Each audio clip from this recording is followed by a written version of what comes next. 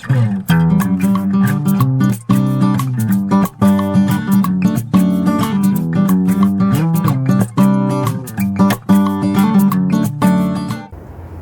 My dear ones, fit after 50 में आप सभी का दिल से स्वागत है और मैं हूं Sandhya Shevade. A very very warm welcome back to fit after 50।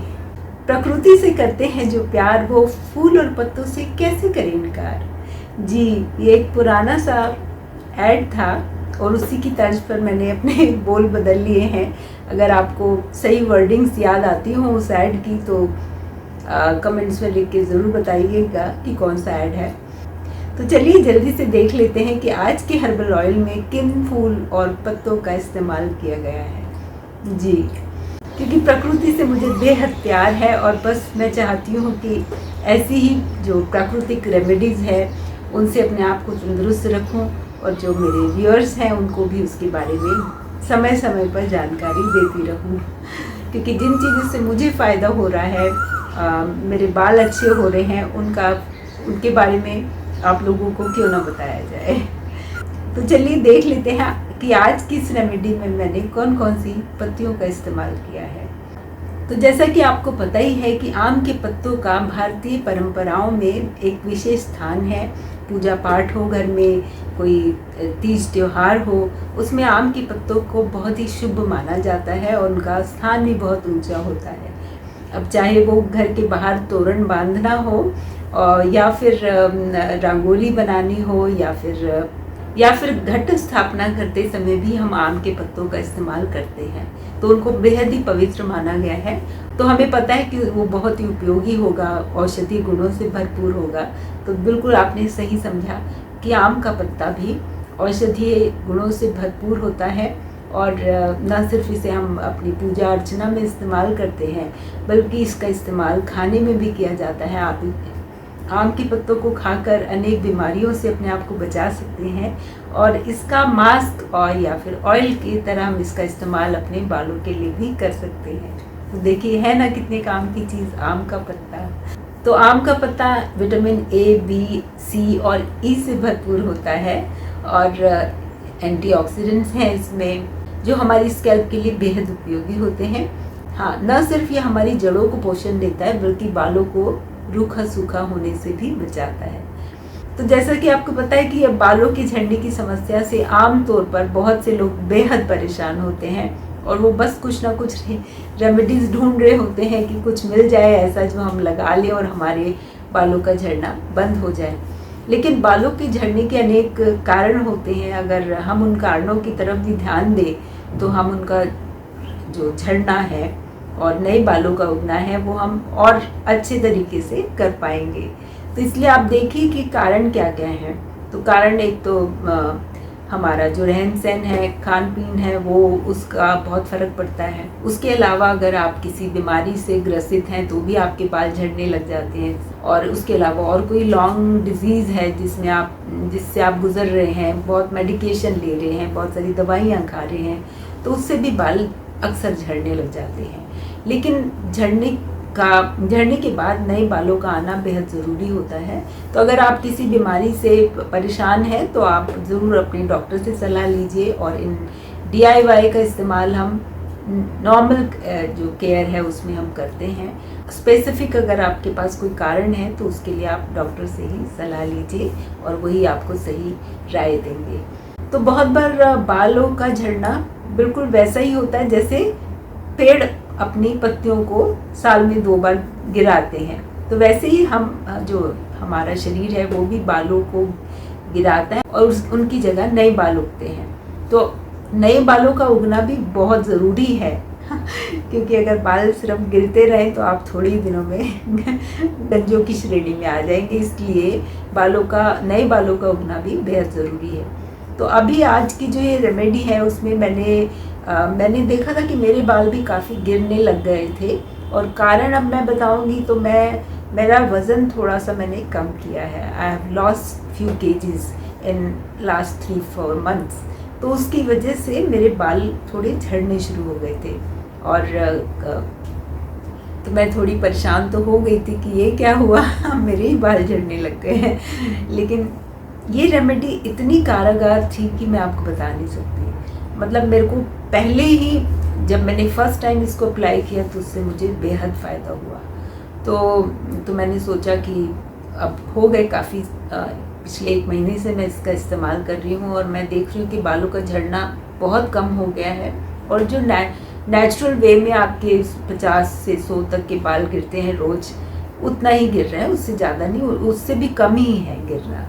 तो एक बहुत ही अच्छी और खुशखबरी की बात थी मेरे लिए कि ऐसी कोई चीज़ है जिससे बालों का झड़ना रुक सकता है, उम्र चाहे जो भी हो। तो बस ये हेयर ऑयल मैंने सोचा जल्दी से आप लोगों के साथ भी शेयर कर लूँ। तो इस रेमेडी में इस्तेमाल किया गया है आम के पत्तों का और जामुन के पत्तों का। अब जामुन के पत्तों के बारे में भी बहुत से लोग जानते ही होंगे। जैसे उसका फल हमारे लिए लाभदायक है, खाने के काम में आता है, उसका जो गुठली है उसका भी इस्तेमाल किया जाता है, वैसे ही उसके पत्ते भी बालों के लिए, स्किन के लिए भी बेहद लाभदायक हैं। आप उसको खा भी सकते हैं, चाय बनाकर पी लीजिए पानी में उबाल के, तो वो डायबिटीज़ कंट्रोल में रखते हैं। और भी बहुत सारी बीमारियों में जामुन की गुठली का जो चूर्ण होता है उसका इस्तेमाल किया जाता है। आम और जामुन तो हर सीज़न में नहीं मिलते क्योंकि वो गर्मी के मौसम में ही मिलते हैं, हाँ, लेकिन उनके पत्ते हमें हमेशा मिल जाएंगे। तो देखिए आसपास अगर आपको आम और जामुन के पत्ते मिलते हैं तो ज़रूर उनका इस्तेमाल कीजिए अपनी रेमेडी में, इस तेल को बनाने में। और उसके अलावा मैंने और भी बहुत सारे पत्तों का इस्तेमाल किया है जो रेगुलरली हम अक्सर करते हैं।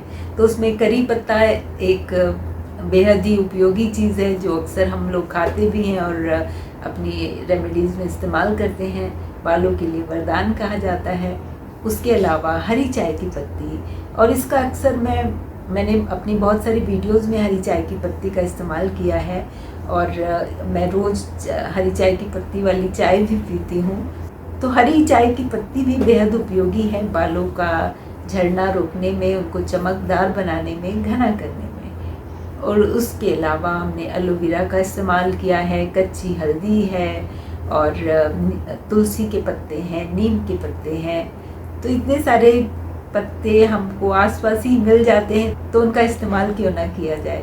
तो बस इस हर्बल ऑयल को बनाना बेहद ही आसान है और मैंने सब पत्तों को अच्छे से धो लिया था ताकि उनमें कोई धूल मिट्टी बैठी हो तो वो निकल जाए, और उनको हल्के से हमने एक कपड़े पर फैला दीजिए ताकि जो एक्स्ट्रा पानी है वो सूख जाए।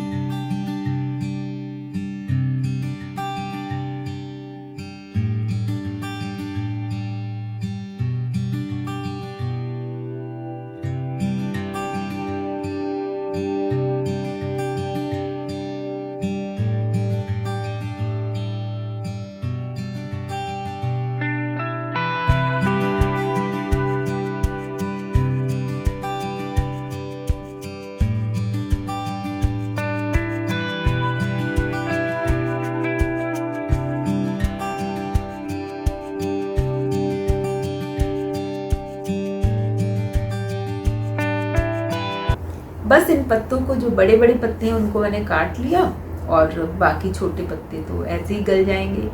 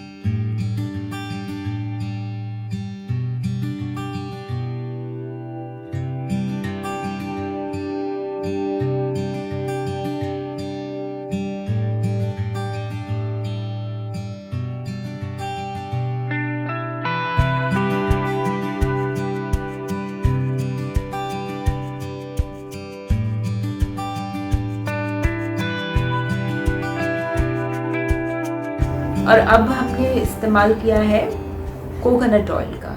आप चाहें तो कोई और ऑयल भी इसमें मिक्स कर सकते हैं, जो भी आपका फेवरेट हो, बट मेरे को कोकोनट ऑयल काफ़ी पसंद है तो मैं उसका इस्तेमाल कर रही हूँ। तो 1.5 कप कोकोनट ऑयल है, उसको एक कढ़ाई में डाल लीजिए। कढ़ाई कोई भी चलेगी, स्टील की हो या ये मेरी पीतल की कढ़ाई थी, कलई की हुई तो उसमें मैं ये बना रही हूँ। और लोहे की कढ़ाई में भी आप इस्तेमाल बना सकते हैं। तो बस अब इसको हमने तेल डाल लिया है, उसको गरम करने रख दीजिए। और अब जो चीज़ें हमें डालनी है, जो अपने इंग्रेडिएंट्स हैं, एलोवेरा का इस्तेमाल भी हुआ है इसमें, तो उन जो चीज़ें थोड़ी गीली हैं, गूदेदार हैं, उनको हम पहले डालेंगे। और पत्तियाँ क्योंकि वो जल्दी से जल जाएंगी, इसलिए उनको हम बाद में डालेंगे। तो पहले हमने हल्दी बारीक टुकड़े काट के वो डाल दी। उसके बाद एलोवेरा डाल दीजिए। हमने प्याज का इस्तेमाल भी किया है, जिसको मद्रासी प्याज या छोटा प्याज बोलते हैं, और ये सांभर वगैरह में अक्सर यूज़ किया जाता है। और ये भी सल्फ़र से भरपूर है, तो ये छोटा प्याज भी बालों के लिए बेहद उपयोगी होता है, तो इसका इस्तेमाल भी किया गया है। तो इन सब चीज़ों को जो थोड़ी गूदेदार हैं, गीली हैं, उनको हम पहले डाल लेंगे और थोड़ा पकने देंगे, ताकि उनमें जो नमी है वो निकल के तेल में आ जाए और वो थोड़े नरम पड़ जाए। उसके बाद हम बाकी की पत्तियां डालेंगे। तो अब इन सबको हमें कम से कम 20-25 मिनट तक तो पकाना पड़ेगा। थोड़ा ज़्यादा भी टाइम लग सकता है। धीमी आंच पे ही पकाना है, ज़्यादा आंच को फास्ट नहीं करना। धीमी आंच पे पकने दीजिए, बीच बीच में थोड़ा सा चलाते रहिए। और आपका तेल, और इसको जलाएंगे नहीं, क्योंकि फिर वो काला काला रंग मुझे उतना पसंद नहीं आता तो मैं चाहती हूँ कि जो नेचुरल कलर है ऑयल का, ग्रीनिश, और अब इसमें क्योंकि हल्दी डाली है तो थोड़ा सा येलोपन, थोड़ा सा पीलापन भी आ जाएगा।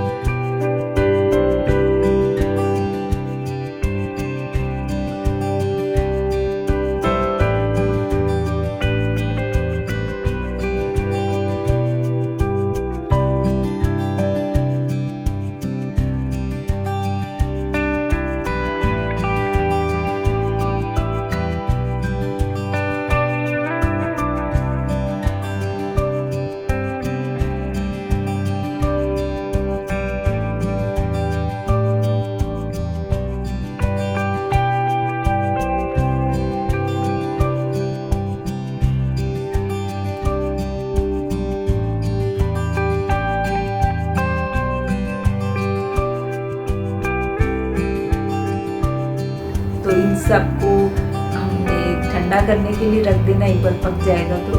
और उसके बाद हमको इसको छान के हम एक बर्तन में, एक शीशे की बरनी में भर के रख देंगे।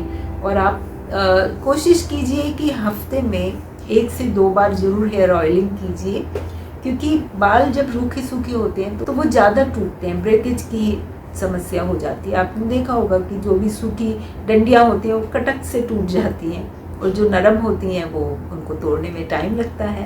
तो बस वैसे ही अपने बालों के साथ भी है, रूखा सूखा होगा तो फट से टूट जाएगा, और अगर वो नरम होंगे तो फिर उसमें तो जल्दी टूटेंगे नहीं और मज़बूत रहेंगे। तो बस इतने इजी से तरीके होते हैं, इतने चीज़ें हमारे आसपास ही हैं जिनका इस्तेमाल हम कैसे करें, बस उतना पता होना चाहिए। और फिर देखिए बाल आपके कैसे नरम, मुलायम और घने, चमकदार और काफ़ी हद तक काले रहेंगे, उम्र चाहे जो भी हो। तो इसी के साथ ये एपिसोड यही ख़त्म करते हैं। अगले एपिसोड में फिर मिलूंगी किसी नई रेमेडी के साथ। तब तक के लिए bye bye and take care.